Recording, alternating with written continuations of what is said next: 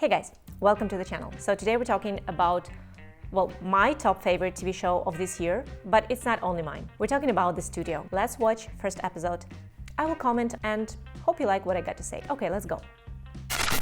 So we start with the really epic scene of the movie. As the show is about movie production, it was pretty obvious to make this move and to show pretty trivial scene from the movie, and everything is really familiar. You see how decorations were built, and you can see that is a decoration, but it's really thought through. But you may also see how, the snow is not real, and those lights, it's like a little bit too neat to be real, though it's really like a nice picture. And then, of course, some action, like a fight, gunshot. We start from the middle of the scene, and it's like everything is a little bit like a cliche, which gives us the mood of the whole big movie production.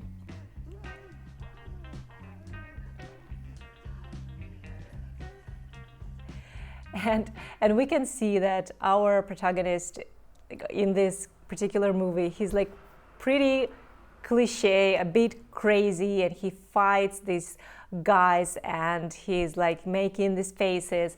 Then he got shot, and then of course he has this dramatic phrase after he's been shot and before he's dying.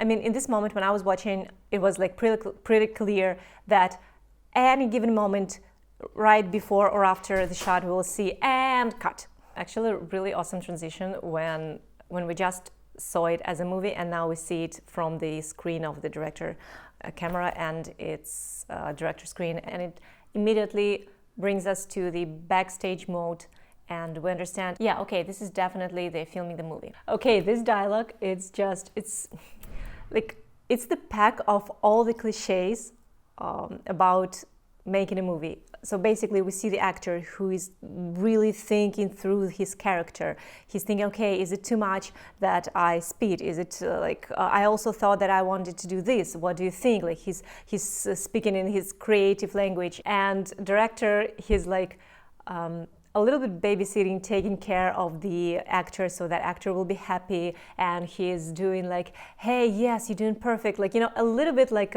with a little kid, or maybe like maybe this kind of actor, this is a huge star, right? So you can tell that they're too cautious, a little bit too cautious with him, like, you did an excellent job, everything is so awesome. And then we finally see the main guy, Seth Rogen's character. And despite he basically represents the money of the whole process, he's worried because he sees this apparently huge actor by the story of the TV show, The Studio. And he's nervous, he's anxious, like, okay, yes, I'm meeting the star.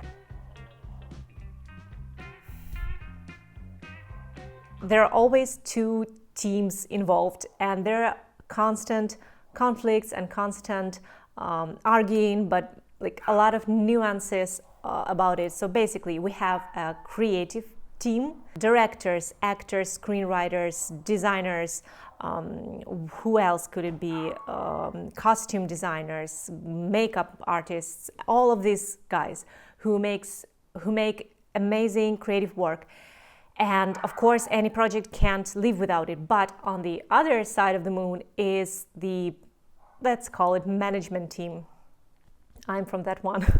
And they are very structured, and they count money, and they make schedules, and they make sure that everything running, according to plan and smoothly and everything. And these two teams, they need to cooperate. It's on every project. So basically you can call it like a director and producer cooperating. And in this case, you may see that this is a studio guy, so they kind of have to respect him because he represents the money. And only this several seconds scene, you may see that Seth Rogen's character really wants to be a part of creative part. You will see it later in the show, it's always there. It's his constant desire to make a really good quality product, not just some other mass market product, something that is really trivial and it's not art. He really treasures the real, like, old school movie productions. And actually, so Seth Rogen's character and Seth Rogen himself with this show shows it. And you can see how this, oh yeah, this is our studio guy, how he wants to suggest something, how he like, yes, I saw your movie, I'm really excited about it, I have some ideas, let's maybe implement them. And creative team never gets those things seriously, because like, okay, we know what we're doing, you like just go and do your job and don't interrupt our creative process. This is really, this like, it's fun, but it's also a little bit hurtful for those non-creative people. Okay, I'm getting personal. And by the behavior of the director, you may see that he's like, yeah, okay, I got it, it's okay, yeah, good idea, great idea, we'll talk about it, yeah, bye. Because like he just doesn't want to deal with it, but he needs to kind of be respectful. So yeah, an actor just doesn't really even pay attention at all. All right, thank you. What do I have now? Okay, so another awesome thing about it, it's like, this is kind of a trend now. A lot of TV shows, movies do that to make like the whole episode a one-shot thing. And I don't know if you're impressed with it, I usually am, because to make this happen, you need to rehearse every little detail. You need to prepare everything in advance. You need to build all the decorations. It's not just you don't shoot, on static camera. You move it around, and people move, and see, he just was in the scene with the snow, with winter, blah blah blah, like the shooting of the movie, and then he got into his car and they're driving through the studio, and everything is really thought through, which is totally amazing. And I wonder how many people worked on this thing, because it truly really awesome. And another thing is that, okay, this is like 3 minutes and 30 seconds of the first episode, and we're already having the picture of the main character. What's his character about? We see that, okay, he has some ideas, he's really into movies, he's not just about money, right? He has some creative ideas, he really starts tracking about some movie stars, right? He wants to talk with the director and provide his ideas. Then we see that just in this dialogue, right? Because it's apparently, we'll see later, but it's apparently kind of maybe his assistant, right? And he's asking her, am I invited to Charlize Theron's party, right? And her answer is, you always think that you're invited to some celebrity party. It means that he starts talking about everything, everyone, and he always wants to be invited to these celebrity things, but he's not that big of a deal yet, right? He's not head of the studio yet. Though he wants the job, as we'll see it later. Sorry for the spoilers. So we start to understand the character, and it's like 3.5 minutes of the first episode, which is really awesome. Let's go further. Now they're building, it's still the 4th minute, right? Now they're building the problem, the conflict. So he's saying that the head of the studio always wants them to talk about, to make movies with huge brands. Because what? Because it's money. And we already see this conflict, we already see the difference. So, okay, we have this main character who's really into movies, and he doesn't want to do something that his boss wants, because that is clearly like purely about money and not art. Turns out perverts make great movies. They really do. Okay. I don't know, I'm really enjoying watching it. Sorry, maybe, I hope you can relate. So basically, we've been given references on some famous movies that are known for being great movies, right? But as we recently, or more or less recently, found out that Woody Allen, for example, right, is not really awesome person, let's put it this way, right? And they just like stating it that, yes, movie is great, but the guy's pervert. And it's just, it's simple, it's clear, and, it's the way it is. Okay, so and now in this moment we just saw like two sides. From the one point of view, we see the life of the studio, right? Because it's not only making movies, it's also, for example, those tours for tourists where people also pay money to see where huge movies were created. We see this side, like this puzzle of the whole studio economy on the one hand, and on the other hand, we see once again our main character commenting on, okay, you saw this is the temple and I need to just make something for the money and not for the sake of art. Once again, this like supporting and showing us that this is the conflict of the main character now. Like, that he wants to create real movies, the art, like the classical stuff, and he's forced to make something trashy because some brand will pay for it. Also feel as though I could replace her. Oh, yeah, no, yeah, of course. You never know. They just represented a new character, which is kind of a little bit like a comedy relief character. And we see how this conflict and like the goals of the main character grows as we understand, okay, the spot of his dream job just became available, and they look like they're friends, but you don't know it yet exactly, because they might be frenemies or maybe even competitors at work, and we even see that from their dialogue, right? Like that guy says, okay, I might take the position, and then the main character, Seth Rogen character, right, the one that we're rooting for, he says, well, maybe I can get the position. And you see from his expression that he really wants it. And because we just been given this clear conflict of his about, creating some great movies vs just working with some brands because they pay money. And now we see that not because it's just some high position with more money, with higher payment, blah, blah, blah, or status, but it's also for him, it's a huge opportunity to fulfill his dreams. So he's obviously interested in it. It's only 5th minute of the episode, and we already know so much about the main character, about the conflict, about okay, what's going to happen next, right? We have this intrigue. And also because of this one-shot thing, everything is really dynamic. We're always on the move. So there is no chance to just look away, skip something, not pay attention. Love it. Yeah, okay, our friendship cannot be affected. That's your check right now. Thank you. Sorry, it was really funny. Yeah, okay, the way he's freaking out is only like it supports all of that I just said above. Okay, Bryan Cranston is in the shot. So additionally to everything that already happened within almost 7 minutes, we see Bryan Cranston, who is like, come on, it's Bryan Cranston. And we understand that it's gonna be even greater, because no way the scene is gonna be boring or something like that. Okay, we see, this is really funny, but seriously, we see how Seth Rogen character, I really should figure out his name, the name of the character, sorry. So we see how he's doing everything right. He has this elevator pitch prepared, because he wants the job, and he obviously been thinking about it. I don't think he just came up with it, right? He knows his pros, right? He knows, okay, I did this, I did that. He knows who he talks to.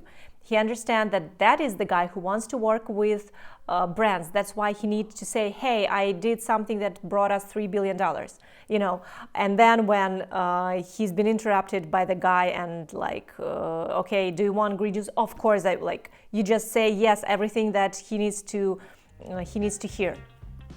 You're obsessed with actors and directors liking you rather than being obsessed with making this studio as much money as possible.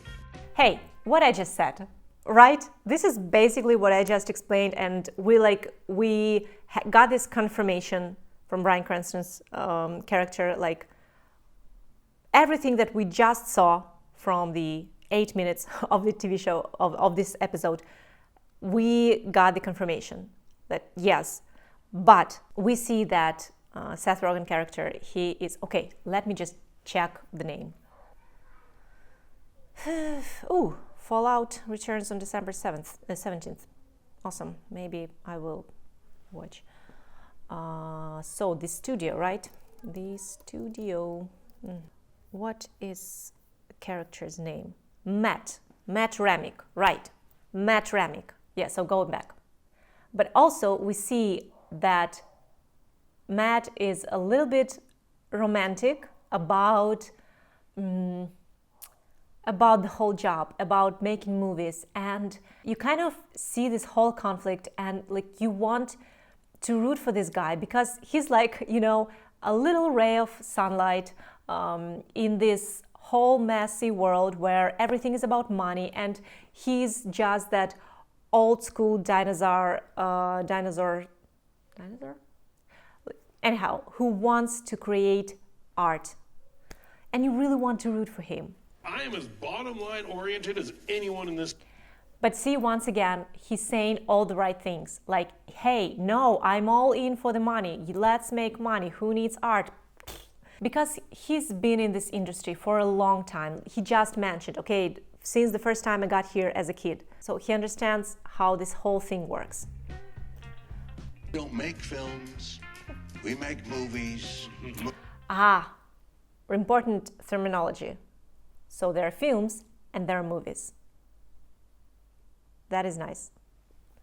You see the difference, right? Films is the art and movies is money.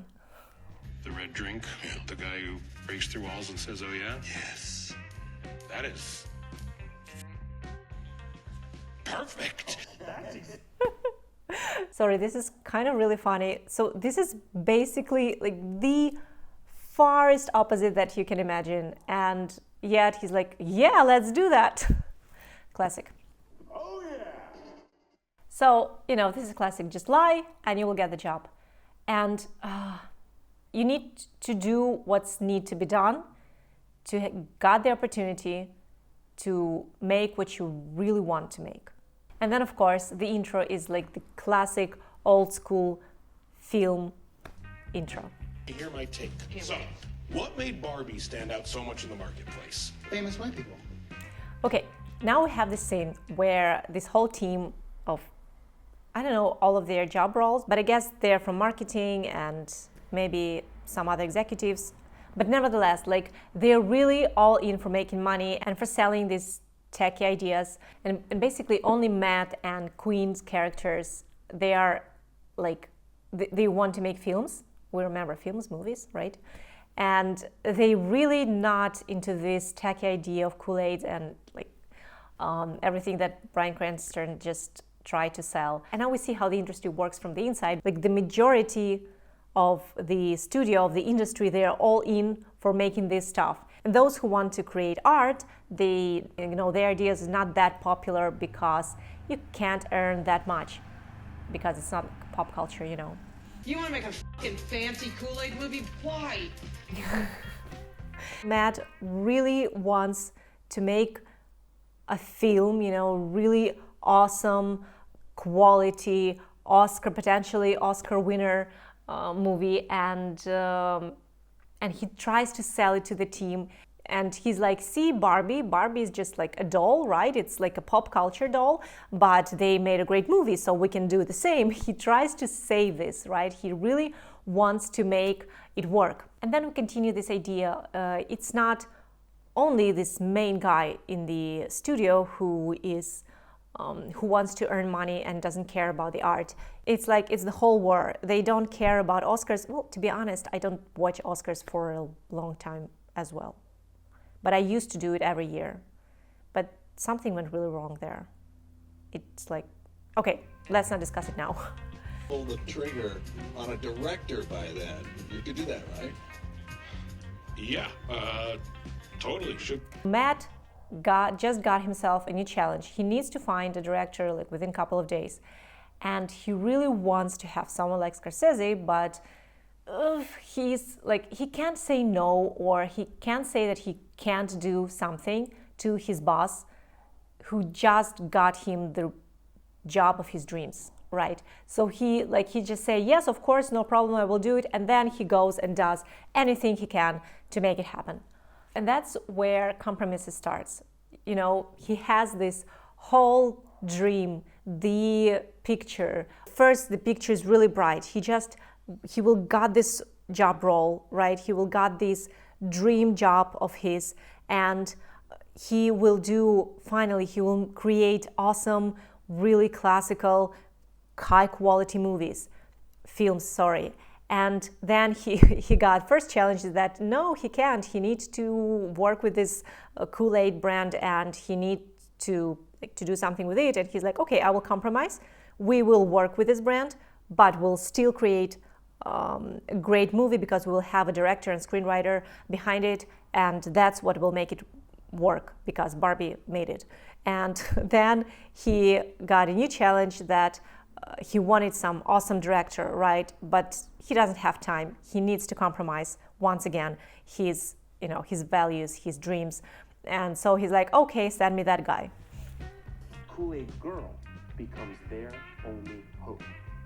Okay, now this potential director of the Kool-Aid movie makes, this is called treatment, right? Where he just describes this short story of what's going to happen, and they're being polite, but this is such a cliche. ChatGPT could have written it, and it's just really, really awful. And now we see how story develops. On the one hand, Matt, he's really puzzled and confused and thinking through his next move because he understands that it sucks. This idea, this treatment, it just is horrible.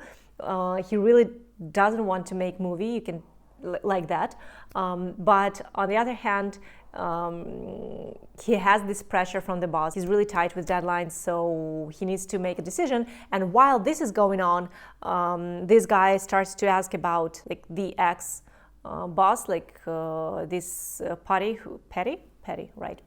who got the position before that. And now you got the feeling, okay, something else is going on. There is another side of the story, because while this is the main line, there is also something else. He has some relationship with this ex-boss, and it bothers him. You can tell that it bothers him, but you don't know it yet, but you have the sense, okay, something is wrong there. So your mind is constantly keeping track of the whole story. It's great, right?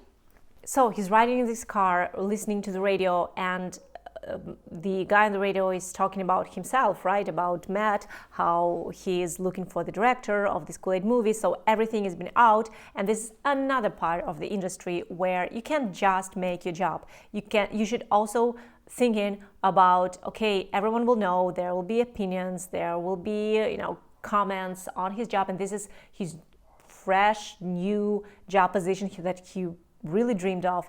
So it complicates everything once again. It's a small complication, but yet it still adds to the whole story. We collecting this picture, this puzzle with pieces of puzzle. I can't believe Patty's out. She was like... Okay, and now we see Martin Scorsese, right? The genius himself. And it's really funny because it's kind of a little bit of satire on himself. I don't know him as a person, but we all know that he's a great director. He's a little bit overacting, making yes, I treasure my idea. I have this whole awesome idea, and let me just sell it to you. And he earns the right to do that, right? He earns the right to say whatever he wants because he's the master. Is that the massacre where everybody committed suicide by drinking Kool-Aid? Exactly. That's the phrase. And of course, as Kool-Aid is a brand who's sponsoring the movie, they will not go with it, right? It's pretty obvious. And of course, our guy Matt sees the whole picture, how he represents this idea to the brand and how they will react, and this is a disaster. I will greenlight your film right now with a budget of $250 million, and I'm going to buy your screenplay for $10 million. If I just got it right, what happened is that Matt understood that the production that costs $2.5 million, it's very cheap because they understand how much money Kool-Aid brand will give for the movie and how much money they planning to earn, which means that basically he makes a lot of money for the studio, which makes his boss really, love him. And also he got Martin Scorsese to make the movie, which is awesome. We just do the solar idea, okay? It was not that bad. Kid, guess what? This killed the deal yesterday. Hey, I know you love.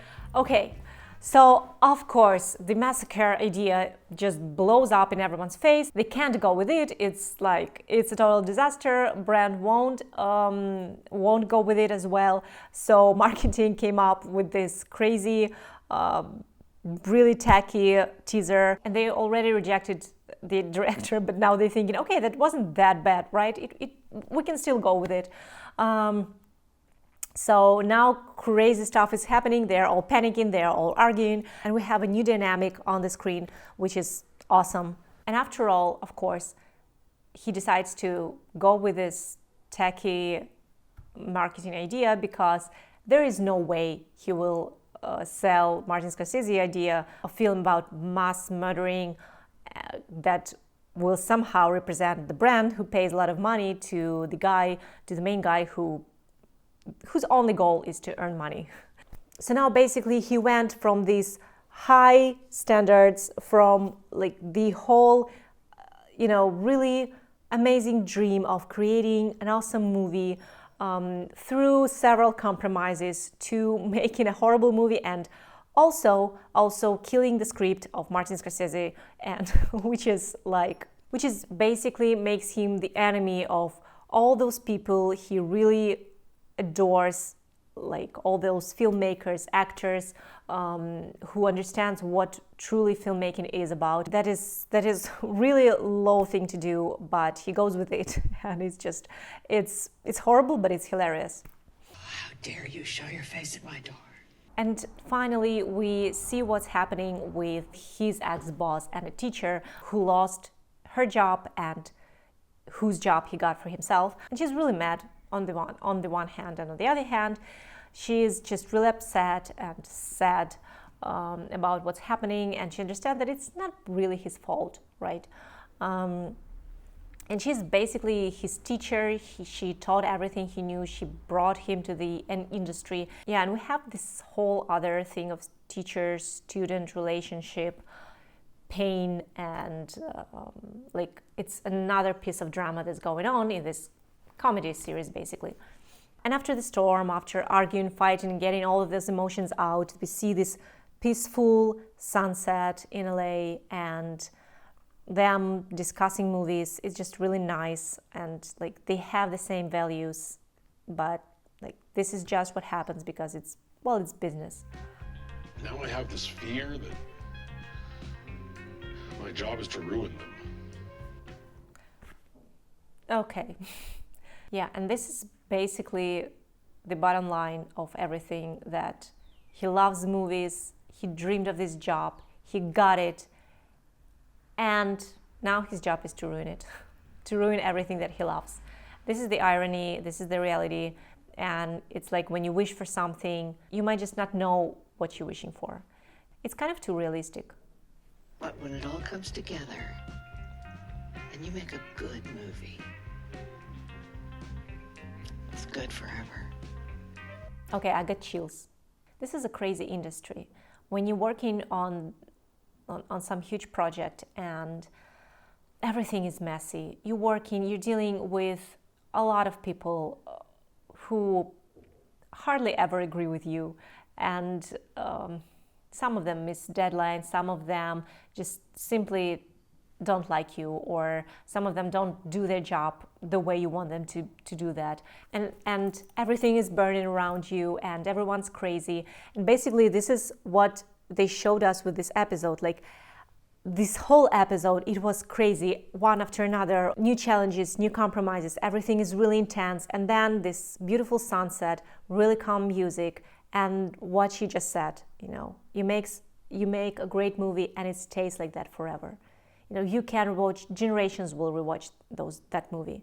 If you got to do even just one, if this is something you dream about, you go through all of these challenges to make something great, and it's not the dream job. It's not like, it's hard, it's really hard, but in the end, if you got to do at least one great movie, it stays forever. First of all, can I say, you're the reason I'm in this business. Who the f are you? And then we got this hilarious scene where he became the enemy of half of the industry because he just stood up Martin Scorsese. He killed his script, the master himself. And it's crazy, and Charlize Theron is just like, get lost, and everyone is pissed at him. And he just, well, okay, this is part of the job. You know, the way he deals with it is really awesome. It's just like, yes, this is a huge mistake. This is something that a lot of people will hate him for, but like, it sucks, but it is part of the job. You have to deal with it and just go and do something with your next day. And this is also really, really awesome metaphor, I don't know, for our everyday life. We face these things. It's not that horrible to make mistakes. He's done after this. Wow. I mean, what a true honor. Yeah, seriously. How can that set? Can't wait. Okay. Yeah, and Steve Buscemi, or Buscemi, sorry, he's just, he doesn't know. So it's like this is his swan song. This is amazing. You're such an amazing guy, and it's just hilarious. Okay, guys, thanks for watching. I hope you enjoyed my comments. Let me know in the comments, what you think about this video and what you think about the studio TV show, and just in general, share your thoughts, and don't forget to subscribe. Go check my other videos, and see you in the next one. Bye.